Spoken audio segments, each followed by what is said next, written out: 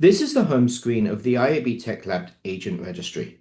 It is part of the Tools portal, which also enables you to view the compliance status of organizations, access the Transparency Center, and use software tools like the VAST Validator. The home screen of the registry will start by giving you a summary of the agents that have been registered to date.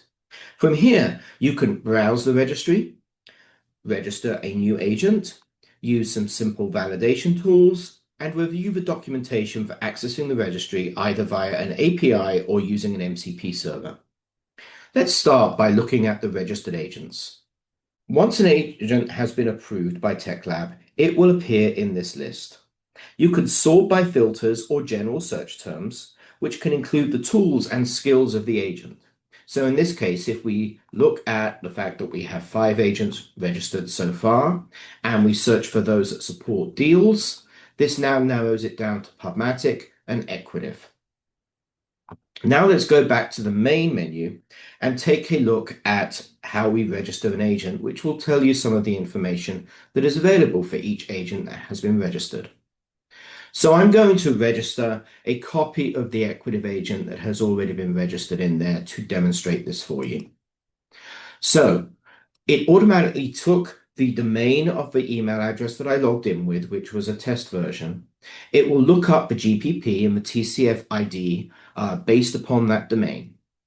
Then I can go ahead and give it a name. I can also put in the legal name of the organization, which must match the GPP ID if it has one. I can also go ahead and upload a logo associated with this agent. So if you have a specific logo for your agent, you can do that. And then we choose the protocol configuration of the agent. Is it MCP or is it agent to agent? We then go ahead and we copy in the endpoint of the agent server. If there's an authentication token, we will go ahead and add it. We can add a documentation URL.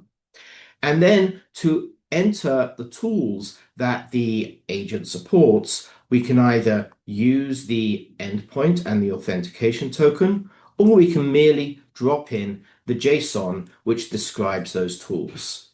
Once we do that, the registry will find the tools that are available.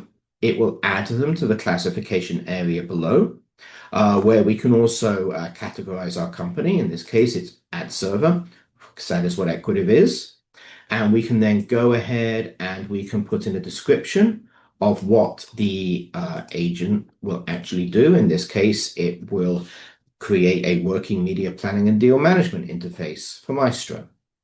Once we're done with that, we can add some business information. Is it GA? Is it beta? We can put in whether authentication is required so that anyone browsing the registry knows whether they need to contact the company to get authentication. Certifications will be automatically added, and you can add contact information. Once you've gone ahead and done that, we can click Register the Agent. And then when we go back to the summary, it will be set to pending mode. IAB Tech Lab will review all of the pending agents within 24 hours and determine whether they need more information added or if they're going to be set to active and into the registry proper.